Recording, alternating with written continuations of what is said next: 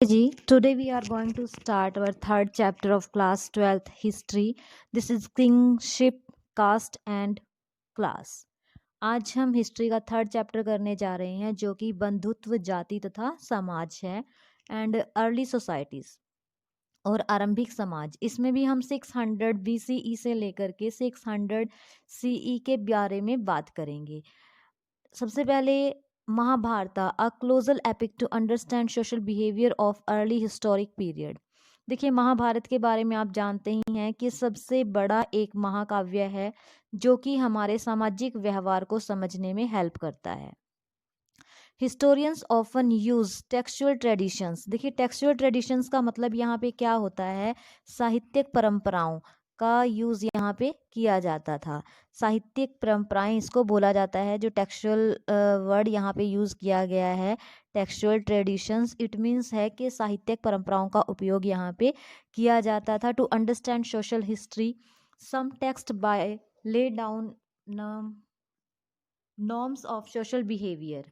और कुछ यहाँ पे कुछ ऐसे टेक्स्ट थे, ऐसे साहित्य थे जो कि सामाजिक व्यवहार के मापदंड तय करते थे कि किसी व्यक्ति को किस प्रकार का बिहेव समाज में करना है। Other describe a wide range of social situations and practices. और दूसरे ऐसे थे जो कि समाज में होने वाली क्रियाओं का और जितने भी जो भी कार्य किए जाते थे उनके बारे में वर्णन किया जाता था। Texts like Mahabharata allows us to understand practices that shaped social history। और महाभारत जैसे जो ग्रंथ है, महाभारत जैसे जो ग्रंथ है, वो समाज में किस प्रकार से इतिहास में जो कार्य किए जाते हैं उनको रूप प्रदान करता है। In focusing on Mahabharata, a colossal epic running in its present form into over 1 lakh verses, which depiction of a wide range of social categories and situation। देखिए, महाभारत जो है, इसकी रचना जो है, इसके लिए 1 लाख श्लोकों से अधिक श्लोक इसमें हैं। और जब ये स्टार्ट किया गया था, इसमें सिर्फ 10,000 के आसपास श्लोक इसमें इंक्लूड थे। 1,000 के आसपास इसमें जो श्लोक थे वो इंक्लूड किए गए थे। It is one of the richest text of the sub continent. It was composed over a period of about 1000 years and some of the stories it contains may have been in circulation even earlier। और देखिए, इसका जो composition किया गया था, इसका जो संकलन किया गया था, वो 1000 वर्ष तक किया गया था। और the central story is about two sets of warring cousins, but the text also contains sections laying down norms of social behavior। Occasionally the principal character seems to follow these norms। अब देखिए, ज़्यादातर मतलब ये कहा जाता है कि ये जो ग्रंथ है, महाभारत जो है, इसमें मुख्य रूप से 2 परिवारों के बीच में युद्ध का वर्णन किया गया है। और इसके अलावा इसमें कुछ सामाजिक आचार व्यवहार के मापदंडों को भी फिक्स किया गया है, जिसमें सभी लोगों को उन मापदंडों का पालन करना होता है। Now the critical edition of Mahabharata. अब क्रिटिकल एडिशन का मीन्स क्या होता है, समालोचनात्मक संस्करण, महाभारत का समालोचनात्मक संस्करण। अब in 1919 under the leadership of a noted Indian Sanskritist V.S. Sukthankar, ठीक है, V.S. Sukthankar, a team of scholars initiated the task of preparing a critical edition of Mahabharata. अब देखिए, यहाँ पे एक ये जो V.S. सुक्थांकर हुए हैं, इन्होंने इसके लिए क्या किया, महाभारत के संकलन के लिए अपनी एक टीम इकट्ठा किया, अपने जो इनके विद्वान थे, विद्वान लोगों की एक टीम इकट्ठा की। Initially, they collected Sanskrit manuscript of the text written in a variety of languages from different parts of the country. The team compared verses from each manuscript। सबसे पहले इन्होंने देश के अलग अलग भागों में जो संस्कृत में लिखी हुई, मैन्यूस्क्रिप्ट का मीन्स होता है यहाँ पे पांडुलिपि, संस्कृत भाषा में जो पांडुलिपियाँ लिखी हुई मिली थी, उनको इकट्ठा किया और एक दूसरे के साथ उनका कंपैरिजन किया। The team compared versus from each manuscript. और हर एक मैन्यूस्क्रिप्ट की एक दूसरे के साथ तुलना की गई। Ultimately they selected the verses that appeared common to most versions and published these in several volumes running into over 13,000 pages. और जितने भी वर्सेस जो थे, जितने भी श्लोक इनको एक जैसे लगते थे, उन सब श्लोकों का चयन करके उन्होंने इकट्ठा करके उनका एक ग्रंथ रचा। The project took 47 years to completed, और इस प्रोजेक्ट को पूरा करने के लिए 47 ईयर्स लग गए थे, 47 वर्षों का समय इसको पूरा करने में लग गया था. There were several common elements in the Sanskrit version of the story evident in manuscript found all over the subcontinent from Kashmir to Tamil Nadu. अब देखिए जो ये यहाँ मतलब इन्होंने कश्मीर और तमिलनाडु से लेकर के संस्कृत में जितना भी स्टोरीज इकट्ठा की थी, उनमें सब में जो फैक्ट थे वो सेम थे, एक जैसे ही तथ्यों को उनमें शामिल किया गया था. और दूसरा क्या था, also evident were enormous regional variations in the way in which the text had been transmitted over the centuries. These variations were documented in footnotes and appendix to the main text. और दूसरा क्या था कि देखिए कश्मीर और नेपाल से लेकर के दक्षिण में तमिलनाडु तक जो भी टेक्स्ट मिले थे वो तो सेम थे, परंतु उसके बाद दूसरी बात ये स्पष्ट होती है कि कुछ शताब्दियों के बाद महाभारत के प्रेषण में कुछ क्षेत्रीय भेद जो थे वो पैदा हो गए थे. Rules and varied practices in the early society. आरंभिक समाज में नियम और क्रियाएं. Rules about families kingship. अब परिवार और जातियों के बारे में क्या नियम थे. Families are usually part of large network of people defined as relatives, or to use a more technical term, kinfolk.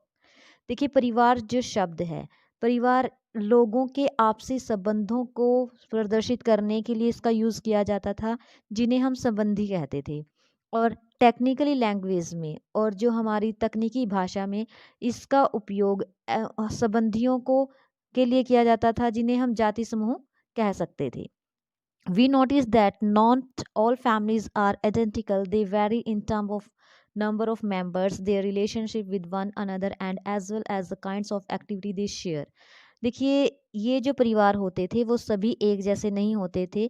किसी परिवार में सदस्यों की संख्या ज़्यादा होती थी और किसी में सदस्यों की संख्या जो होती थी वो कम होती थी. Often people belonging to the same family shared food, resources, work and life together and perform ritual together.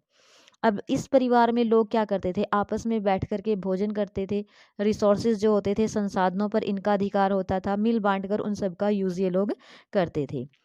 While family ties are often regarded as natural and based on blood, they are defined in many different ways. Some societies regarded cousins as being blood relations, whereas others do not. देखिए कहीं कई बार क्या होता था, पारिवारिक रिश्ते जो होते थे उनको नेचुरल माना जाता था, उनको प्राकृतिक माना जाता था और ये माना जाता था कि वो उनमें रक्त से संबंधित हैं. किंतु कुछ परिवारों में ऐसा नहीं होता था, वो एक दूसरे से अलग होते थे. For early societies, historians can retrieve information about allied families fairly easily. It is, however, far more difficult to reconstruct the familiar relationship of ordinary people. देखिए अब जो इम्पोर्टेंट मीन्स जो विशिष्ट परिवार के लोग होते थे उनके संबंधों को तो आसानी से जाना जा सकता था, परंतु जो सामान्य लोग हैं उनके जीवन के बारे में जानकारी प्राप्त करना बड़ा मुश्किल होता था. Now rules about patriliny. पितृवंशिकता के बारे में क्या नियम थे. Firstly patrilineal means tracing descent from father to son, grandson, and so on. Matrilineal, the term used when descent is traced through the mother at one level. The Mahabharata is a story about patrilineal. देखिए पैट्रिलिनी का means क्या होता है, पितृवंशिकता इसको कहा जाता है. पैट्रिलिनी का मीन्स होता है पितृवंशिकता. मीन्स यहाँ पे एक वो वंश परंपरा जहाँ पे पिता के पुत्र, फिर पौत्र और प्रपौत्र आदि से ये वंश परंपरा चलती है. और मातृवंशिकता शब्द जो है, ये जो वर्ड है ये माता से लिया गया है. मैट्रिलिनी जो है यहाँ पे माता शब्द जो है माता से वंश परंपरा आगे चलती है. और महाभारत में हम जो है पैट्रिलिनी के बारे में पढ़ेंगे, पितृवंशिकता की स्टोरी के बारे में हम लोग पढ़ेंगे. It described a feud over land and power between two groups of cousins, the Kauravas and the Pandavas, who belonged to a single ruling family, that of the Kauravas, a lineage dominating one of the Janpadas. देखिए यहाँ पे जो ये है कौरवों और पांडवों के बीच में भूमि और सत्ता को लेकर के यहाँ पे झगड़ा हुआ था, संघर्ष हुआ था, और दोनों ही दल जो हैं वो कुरु वंश से संबंधित थे और जिनका एक जनपद पर शासन था. Under patriliny son could claim the resources, could the throne in the case of kings their father when the father death. अब पितृवंशिकता में पुत्र जो है वो पिता की मृत्यु के बाद उसके संसाधनों पर अपना अधिकार जमा सकता था। Most ruling dynastic claim to follow this system, although there were variation in practices, some time where there no son brother succeeded on another and some time other kinship claimed the throne. और कभी कभार क्या होता था कि मान लीजिए किसी राजा का अगर बेटा नहीं है तो उसके जो बंधु बांधव होते थे वो सिंहासन पर अधिकार जमा लेते थे। In very exceptional circumstances, women such as Prabhavati Gupta exercised power. The concern with Patriliani was not equal to ruling families but also in ordinary families. अब देखिए यहाँ पे एक अपवाद आया है, यहाँ पे जो विशिष्ट परिस्थितियों में कई बार स्त्रियां जो हैं वो भी सत्ता का उपभोग करती थी। यहाँ पे आपको प्रभावती गुप्त का एग्जाम्पल दिया गया है, तो इसको आप ध्यान में रखेंगे कि प्रभावती गुप्त जो थी वो चंद्रगुप्त द्वितीय की बेटी थी और उनका विवाह जो है वो वकाटक साम्राज्य के शासक के साथ हुआ था।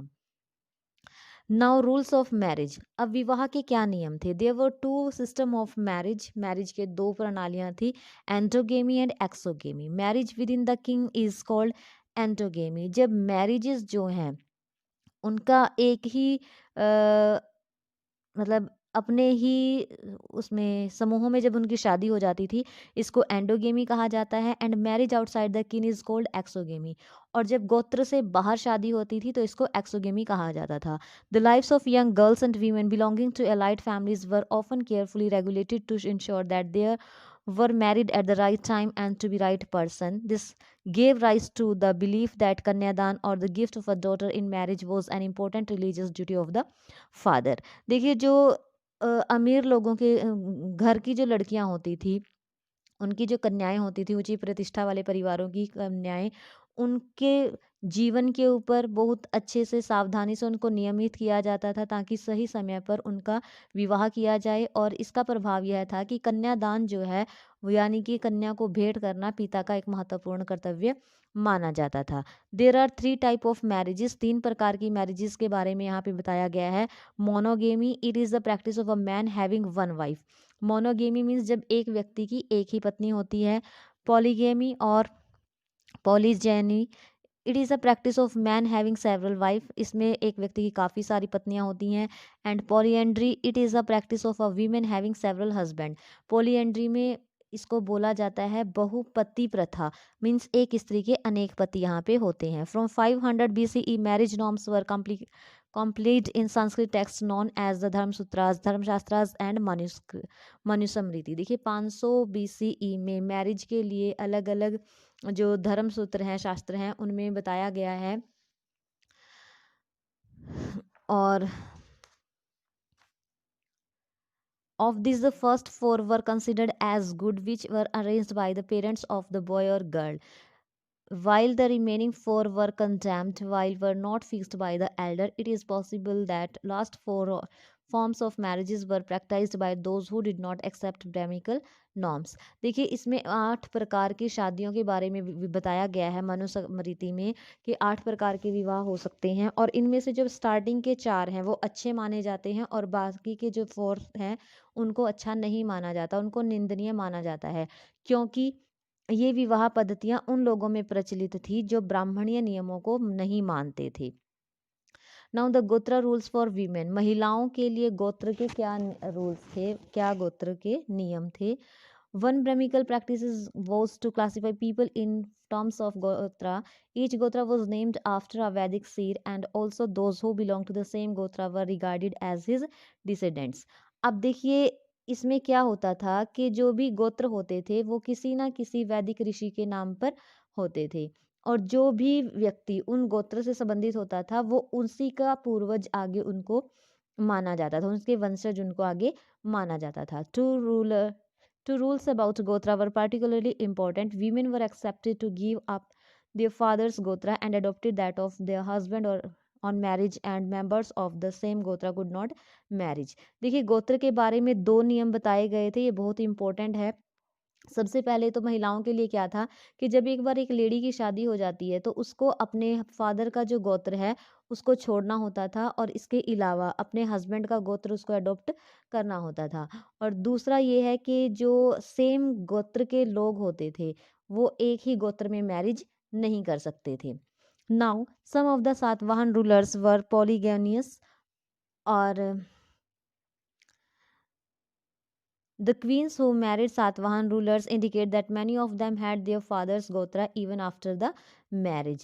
अब कुछ सातवाहन शासक जो हैं वो पॉलिएंडर्स थे और कुछ उसमें स्त्रियां ऐसी मिली हैं जिन्होंने विवाह के बाद भी अपने गोत्र को नहीं छोड़ा है, नहीं छोड़ा था.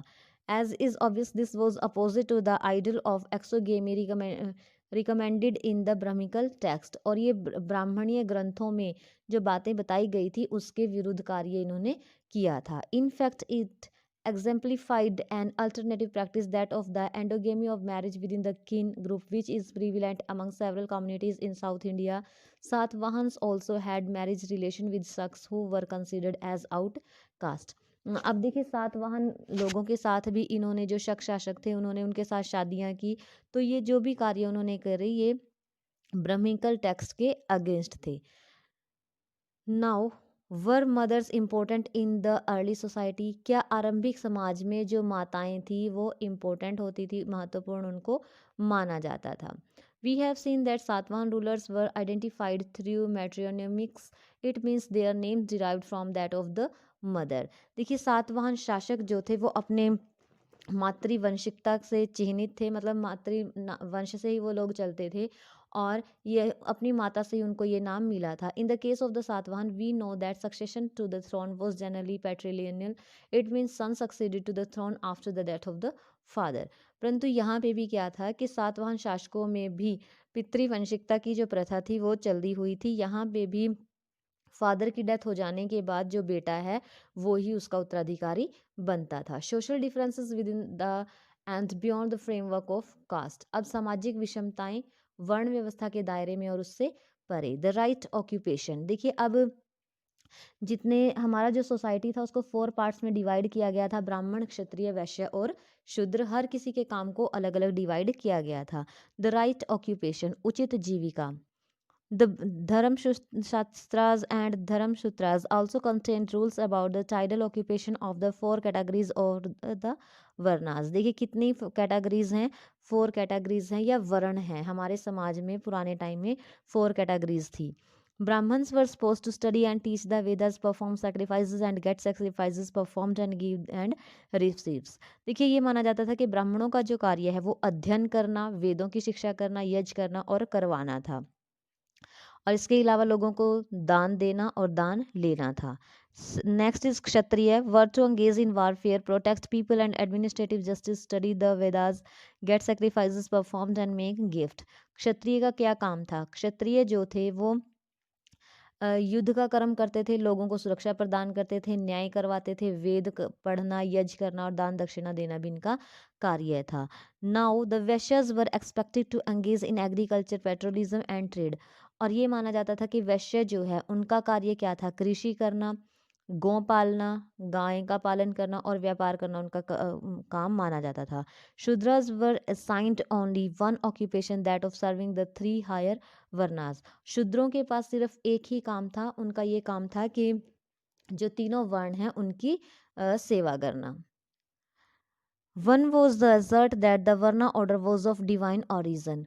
और इसमें क्या कहा गया था कि ये जो है ब्राह्मण लोगों के अनुसार वर्ण व्यवस्था की जो उत्पत्ति है वो एक दैविक ऑरिजन है, मीन्स एक दैवीय शक्ति के द्वारा इसका निर्माण किया गया है.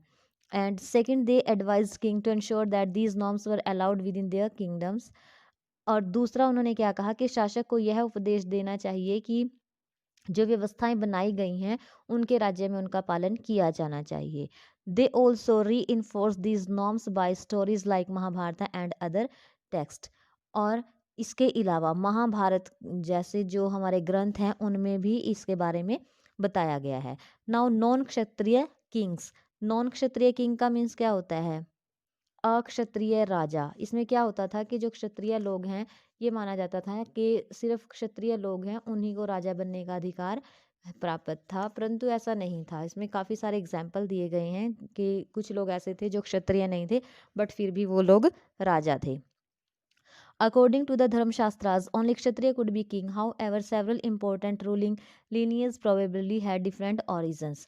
देखिए धर्मशास्त्रों के अनुसार क्या था कि केवल क्षत्रिय जो हैं वही राजा हो सकते हैं, परंतु ऐसा नहीं है। अनेक अलग अलग ग्रुप हैं जो राजा हुए हैं। The social background of the Mauryas who ruled over a large empire has been hotly debated. Brahminical texts describe the Mauryas were of low origin. देखिए मौर्य जो हैं जिन्होंने एक बहुत बड़े भाग राज्य के विशाल राज्य पर शासन किया था, और उनके उद्भव को लेकर के गर्मजोशी के साथ डिबेट चलता रहता है। और जो ब्राह्मणिकल टेक्स्ट हैं, ब्राह्मणीय शास्त्र जो हैं, उन्हें निम्न कुल का मानते हैं। और उसके अलावा the Shungas and Kanvas the immediate successor of the Mauryas were Brahmin. अब मौर्य के जो सक्सेसर थे, उत्तराधिकारी थे, शुंग और कण्व, ये भी ब्राह्मण थे। And in fact, political power was effectively open to anyone who could muster support and resources and rarely dependent on birth as a क्षत्रिय। राजनीतिक रूप से ये माना जाता था कि केवल वही लोग जिनके पास राजनीतिक सत्ता का उपभोग हर व्यक्ति वो कर सकता है जिसके पास संसाधन जुटाने की शक्ति है। Shakas who came from Central Asia were regarded as mlechchha, barbarian और outsider by the Brahmins. They ruled north western part of India. Shaka जो कि सेंट्रल भारत में रहते थे, एशिया में रहते थे, केंद्रीय मध्य एशिया में ये लोग रहते थे। ब्राह्मण उन लोगों को मलेच्छ अथवा अंतर्देशीय मानते थे क्योंकि वो संस्कृत लैंग्वेज को नहीं जानते थे। और इसके अलावा they ruled north western part of India. उनका भारत के नॉर्थ वेस्टर्न पार्ट में अधिकार था। It is also interesting that the best known ruler of the Satavahana dynasty, Gautamiputra Satakarni, claimed to be a unique Brahmin and destroyed of the pride of Kshatriya. अब यहाँ पे एक बात ये है, दिलचस्प बात यह है कि सातवाहन कुल के सबसे प्रसिद्ध शासक गौतमीपुत्र सातकर्णी ने स्वयं को एक अनूठा ब्राह्मण कहा है और साथ ही क्षत्रियों के दमन का हनन करने वाला उसने अपने आप को बताया है। Now jatis and social mobilities. Jatis and social mobilities, जातियाँ और सामाजिक गतिशीलताएं। मोबिलिटीज का मीन्स होता है गतिशीलताएं। In Brahmanical theory jati like varna was based on birth. However while the number of varnas were fixed at 4, there was no restriction on the number of jatis. देखिए Brahmanical text के अनुसार क्या था कि वर्ण जो हैं वो जन्म के आधार पर आधारित किए गए थे, और वर्ण सिर्फ 4 थे, बल्कि जातियों की कोई संख्या फिक्स नहीं थी। In fact whenever brahmanical authorities encountered new groups like Nishad और wanted to assign a name to occupational category like goldsmith used जातिस to classify them। देखिए ब्राह्मणिकल ग्रंथों के अनुसार यदि कोई व्यक्ति ब्राह्मण व्यवस्था के नए समुदायों से जब उनका सामना होता था तो वो क्या करते थे, उन लोगों को जातियों में शामिल कर देते थे। जाति means people sharing a common occupation of profession. जाति का मीन्स क्या था, ऐसा व्यक्ति जो एक ही ऑक्यूपेशन करते हैं और सेम उनका व्यवसाय होता है। देवर समटाइम ऑर्गेनाइज्ड इन श्रेणियां और गिल्ड, और वो अपने अपने श्रेणियां और अपने अपने गिल्ड्स का निर्माण करते थे। One interesting stone inscription found in Madhya Pradesh recorded the story of a guild of silk weaver who originally lived in Gujarat में migrated to Madhya Pradesh were known as Dashpur.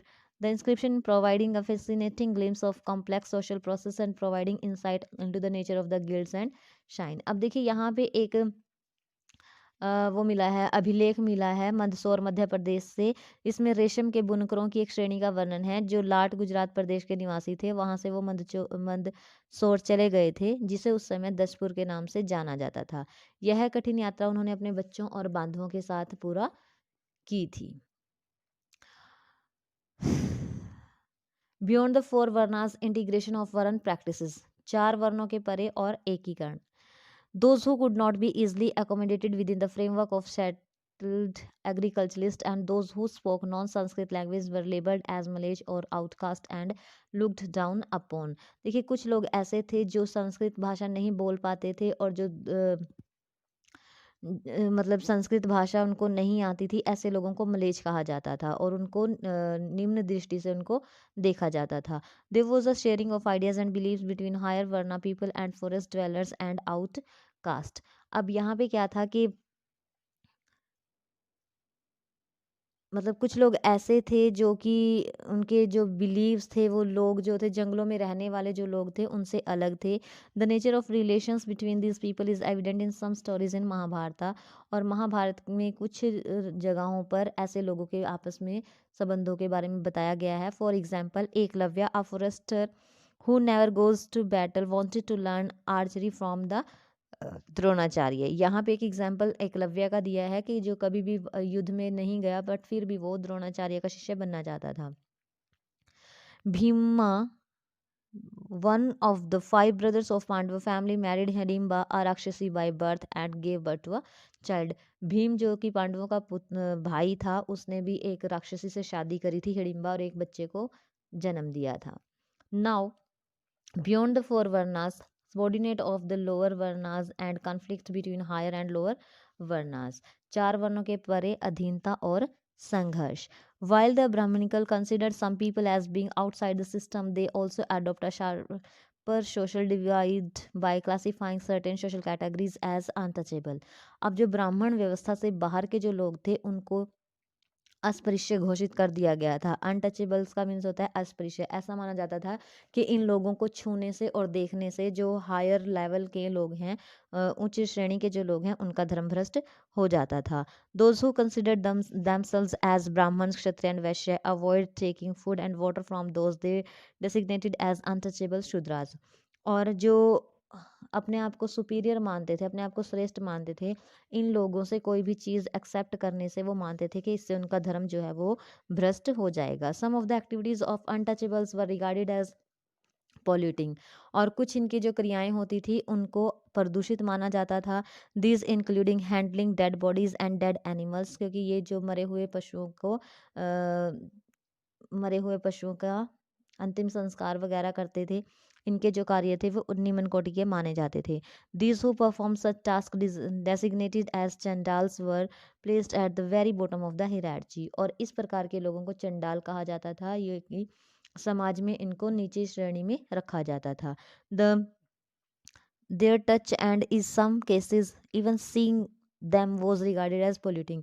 कुछ मतलब उन लोगों को देखना या उन्हें छूना भी अपवित्र माना जाता था। The Manusmriti laid down the duties of the Chandals there. देखिए अब what were the duties of the Chandals according to Manusmriti. ये बहुत इंपॉर्टेंट क्वेश्चन है, इसको ध्यान से देख लीजिएगा। They had to live outside the village, they had to use discarded utensils, they had to wear clothes of the dead, they had to wear only ornaments made of iron, they could not walk about in villages and cities at night, they had to dispose of the dead bodies of those who had no relatives, they had to serve as executioners।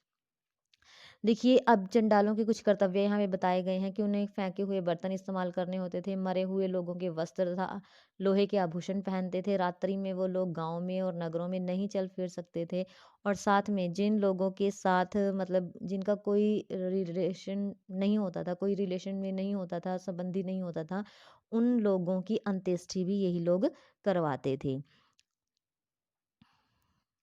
Chinese Buddhist monk Axion wrote that untouchables had to sound a clapper in the street so that people could not avoid seeing them। देखिए एक बौद्ध भिक्षु हुए हैं फाशियान, उनका कहना था कि ये जो लोग होते थे सड़क पर चलते हुए तालियां बजाते थे ताकि लोगों को इनके आने की सूचना मिल जाए और वो उन्हें देखने के दोष से बच जाएं। Another Chinese pilgrim Xuanzang observed that executioners and scavengers were forced to live outside the city. और जो ये लोग होते थे, बधिक लोग होते थे और सफाई करने वाले लोगों को नगर से बाहर रहना पड़ता था। Now social implication of access to resources and status. अब क्या इन्होंने कहा है कि जन्म के परे संसाधन और प्रतिष्ठा। Gendered access to property. According to the Manusmriti, Dharmshastras and Dharmshastras, the paternal estate was to be divided equally among sons after the death of the father, with a special share of the for the eldest। देखिए मनुस्मृति के अनुसार के जो बड़ा बेटा होता था उसको पैतृक संपत्ति में एक विशेष दर्जा दिया जाता था, विशेष हिस्सा उसको दिया जाता था। जब उसके फादर की डेथ हो जाती थी, पिता की मृत्यु के बाद उसको संपत्ति में हिस्सा दिया जाता था। Women could not claim a share of these resources. महिलाओं का इन रिसोर्सेज के ऊपर कोई अधिकार नहीं होता था, किसी प्रकार का अधिकार महिलाओं का इसके ऊपर नहीं होता था। However, women were allowed to retain the gift they received on the occasion of their marriage as Istri Dhan.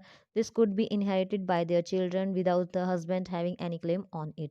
देखिए, महिलाओं का सिर्फ उसी संपत्ति के ऊपर अधिकार होता था जो उसको अपनी शादी के समय पे मिलती थी, जिसको स्त्री धन कहा जाता था, और ये संपत्ति वो अपने बच्चों को हस्तांतरित कर सकती थी, परंतु उसके पिता जो उसके हस्बैंड थे, उसका उसकी संपत्ति के ऊपर कोई अधिकार नहीं होता था. At the same time, the Manusmriti warned women against hoarding family property or even their own valuables without the husband's permission. और मनुस्मृति के अनुसार महिलाएं जो हैं उनको संपत्ति के ऊपर कोई अधिकार नहीं है, संपत्ति रखने का कोई अधिकार नहीं है, और वो अपने पति की आज्ञा के बगैर कोई भी धन जो है वो संचय नहीं कर सकती हैं. Wealthy women such as the Vakata queen Prabhavati Gupta had property including lands. However, epigraphic and textual evidence suggests that upper class women had access to resources, land, cattle and money. देखिए, यहाँ पे एक example दिया है प्रभावती गुप्त का, जो हम पहले भी डिस्कस कर चुके हैं कि उनके पास अपने संसाधन थे, प्रॉपर्टी के ऊपर उनका अधिकार था, और ये अधिकार केवल जो उच्च श्रेणी की महिलाएं होती थी उन्हीं के पास होता था. Now varna and access to property, वरण और संपत्ति के अधिकार. According to the brahmanical text, another criteria for regulating access to wealth was varna. वर्ना के आधार पर ही संपत्ति का अधिकार दिया जाता था. While a variety of occupation were listed for men for the first 3 varnas, the only occupation prescribed for Shudras was servitude. देखिए, जो 3 वर्ण हैं, ऊपर वाले जो 3 वर्ण हैं, उनके लिए अपना जीविका कमाने के अनेक साधन हैं, परंतु जो शूद्र हैं उनके पास सिर्फ एक ही काम है, तीनों ग्रुप्स की सेवा करना. If these provisions were actually implemented, the wealthiest man would have been the Brahmins, Kshatriya and Vaishyas. The poorest man would have been Shudras. और अगर यही प्रोविज़न समाज में चलते रहते तो इससे क्या होता कि जो 3 वर्ण हैं वो हमेशा ही ब्राह्मण, क्षत्रिय, वैश्य जो हैं वो सबसे अमीर व्यक्ति होते, और जो शूद्र है वो हमेशा ही गरीब होता. The Buddhist text recognise that there was difference in society but did not regard these as natural और इनफ्लेक्सिबल. अब जो बौद्ध ग्रंथ हैं उनमें भी ये माना गया है कि समाज में सामाजिक अंतर हैं, परंतु इसका मीन्स ये नहीं है कि उनको और ज़्यादा बढ़ावा दिया जाए. The Buddhist text also reject the idea of claims to status on the basis of birth. और बौद्ध ग्रंथों में भी जन्म के आधार पर जो ये अंतर हैं इनको मानने से इनकार किया गया है. An alternate social scenario sharing wealth ancient Tamil Nadu. एक वैकल्पिक सामाजिक रूपरेखा संपत्ति में भागीदारी. In ancient Tamil Nadu where man who were generous were respected while those who were miserly or simply accumulated wealth for them were disrespected. देखिए, तमिलनाडु में क्या था कि कोई भी व्यक्ति जो ज़्यादा दान करने वाला है उसको बहुत अच्छा माना जाता था, उसकी रिस्पेक्ट की जाती थी, और जो कृपण होता था, कंजूस होता था, उस व्यक्ति से घृणा की जाती थी. In Tamil Nadu where there were several chiefdoms around 2000 years ago, the chiefs were patrons of bards and poets who sang song in the praise of them. देखिए, 2000 वर्ष पहले अनेक सरदारियां थी. यहाँ सरदार अपनी प्रशंसा करने वाले चारण और कवियों को आश्रयदाता होते थे. Poems included in the Tamil Sangam anthologies often illuminate social and economic relationship where there were differences between rich and poor. Those who controlled resources were also expected to share them. अब देखिए, यहाँ पे क्या है कि तमिल भाषा के संगम साहित्य संग्रह में सामाजिक और आर्थिक संबंधों का अच्छा चित्रण किया गया था. Social contract, social difference according to Buddhist theory. अब सामाजिक संबंध बुद्ध थ्योरी के अनुसार. The Buddhist also developed an alternative understanding of social inequality. Sutta Pitaka suggested that originally human beings lived in the idyllic state of peace, taking from nature only what they needed for each meal. देखिए, श्रुतपिटक नामक एक कहानी है जो कि यह बताती है कि प्रारंभ में मानव जो था वो पूर्ण विकसित नहीं था, और वनस्पति जगत भी अविकसित था. सभी जीव जंतु हैं जो शांति के लोक में रहते थे. And however there was a gradual deterioration of this status as human being came increasing greedy, vindictive and deceitful. They wanted to select a leader who should be strong. अब जैसे जैसे मनुष्य लालची होता गया, कपटी हो गया, तो अब उन्होंने विचार किया कि मनुष्य को क्या चयन करना चाहिए. एक ऐसा व्यक्ति जो बहुत शक्तिशाली है उसका चयन उसको करना चाहिए। The leader who is selected should sure protection of the people and should banish the criminals who deserve to be banished. और ऐसे लोगों को जो उनको प्रताड़ित करता है और जिसे निष्कासित किया जाना हो उसे निष्कासित कर सके, मीन्स ऐसा शक्तिशाली व्यक्ति लीडर के रूप में उनको चूज करना चाहिए। For his services we will give him a proportion of the rice. The leader who is chosen by the whole people would be known as Mahasammata the great elect. और इस प्रकार से जो इस व्यक्ति का चुनाव किया जाएगा उसे महासम्मत की उपाधि प्राप्त होगी। This suggested that the institution of kingship was based on human choice with taxes as a form of payment for services rendered by the king. At the same time, it reviles recognition of human agency in creating and institutionalizing economic and social relations। और इससे क्या होगा, लोगों के जो आर्थिक और सामाजिक संबंधों को बनाने में मानवीय क्रम का बड़ा हाथ होगा। Next is understanding of historical significance of Mahabharata. Mahabharata की अंडरस्टैंडिंग। लैंग्वेज, सबसे पहले महाभारत की लैंग्वेज क्या है। The origin verses of the Mahabharata is in Sanskrit. Sanskrit भाषा में इसको लिखा गया है। However the Sanskrit used in Mahabharata is for simple than that of the Vedic संस्कृति। महाभारत में जो संस्कृति यूज की गई है वो वैदिक संस्कृति से बहुत ज़्यादा ईजी है, सिंपल है। कॉन्टेक्ट, कॉन्टेंट, विषय वस्तु। Historians classify the content of Mahabharata under two broad heads, narrative and didactic. दो भागों में इसके विषय वस्तु को बांटा गया है। पहला आता है आपका नरेटिव। नरेटिव का मीन्स होता है आख्यान, एंड सेकंड इज डिक्टेटिव जो है उपदेशात्मक। Section that contain stories are designed as the narrative. जिस भाग में कहानियों को शामिल किया गया है उसे नरेटिव कहा गया है, उसे उपदेशात्मक आख्यान कहा गया है। और जहाँ पे section that contain social norms are designed as dictated, और जहाँ पे सामाजिक मापदंडों के बारे में बताया गया है उसे उपदेशात्मक भाग कहा गया है। This vision is by no means watertight. The deductive section includes some stories and the narrative often contain some social messages. परंतु ये भी सही नहीं है कि इसमें हमेशा ही जो आख्यात्मक भाग है उसमें कहानियाँ ही शामिल की जाती हैं। Author, the original story was probably composed bye chariots, bards known as sutas, who generally accompanied Kshatriya warriors to the battlefield and composed poems celebrating their victories and other achievements. Those compositions circulated orally। देखिए ये जो लिखा गया है सूत भाट सारथियों के द्वारा लिखा गया है जो कि अपने राजाओं के साथ युद्ध में जाते थे और उनकी विजयों का गुणगान करते थे, और ये मौखिक रूप में इसको इसकी शुरुआत हुई थी। Then from 15th century BCE, Brahmins took over the story and began to commit it to writing. This was the time when Mahajanpadas such as those of the Kauravas and Panchals around whom the story of the epic revolves were gradually becoming kingdoms। और ये वो समय था जब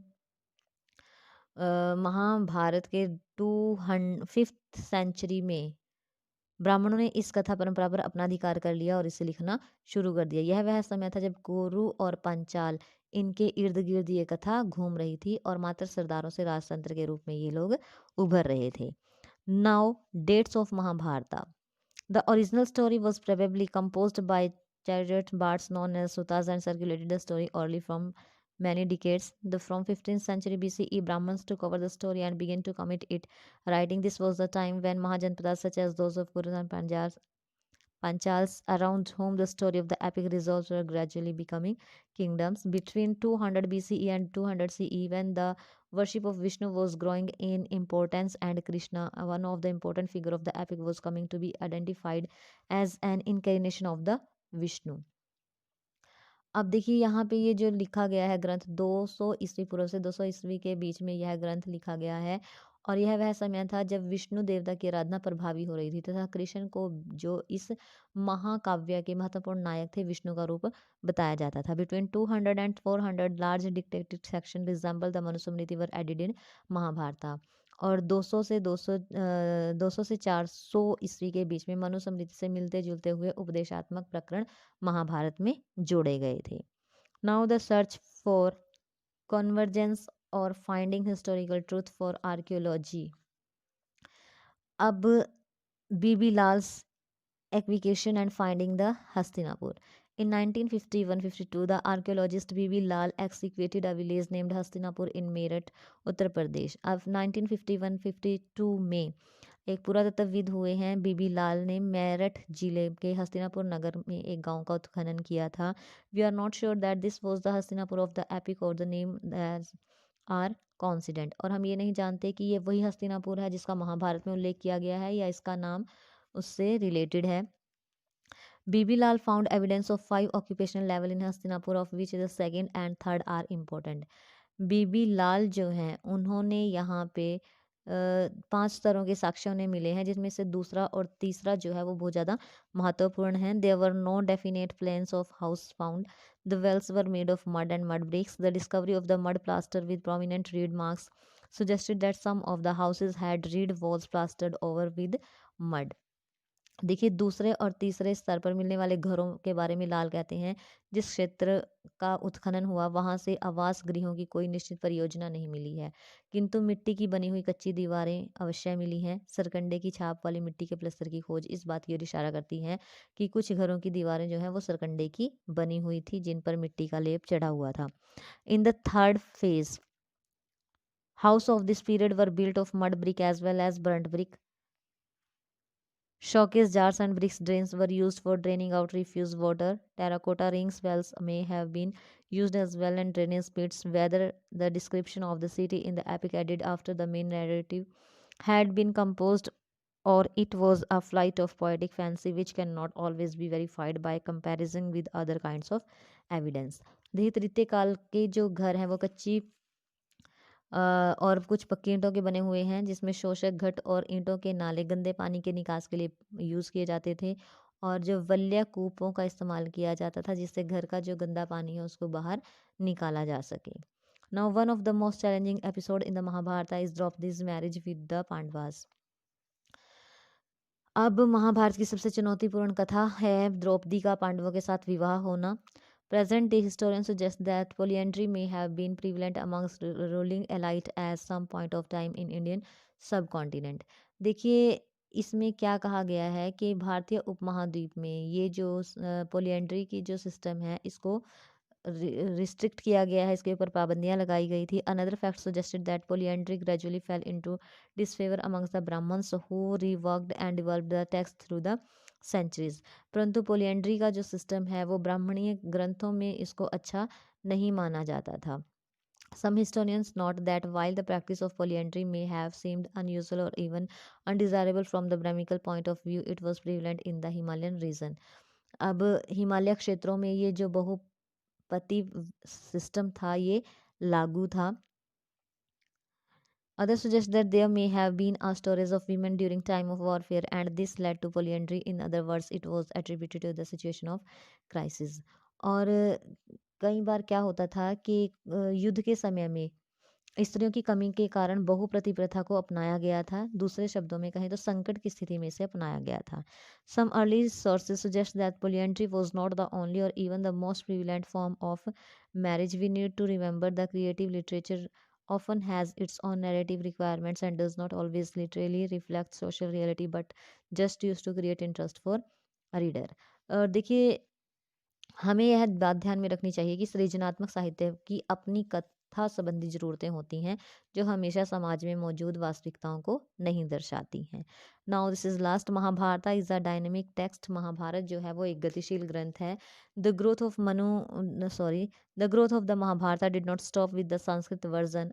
over the centuries version of the epic were written in a variety of languages through an ongoing process of dialogue between peoples, communities and those who wrote the text.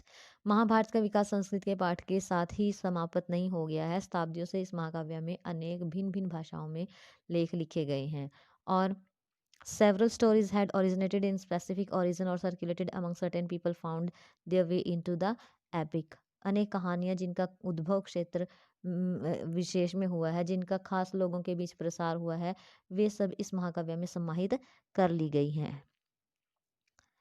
Eight the time the central story of the epic was often retold in different ways. और जो इसकी मुख्य कथा है उसको बार बार उसकी व्याख्या की गई है। Episode of Mahabharata were depicted in sculpture and painting. और इसके जो प्रसंग हैं उनको मूर्तियों और चित्रों में दिखाया गया है।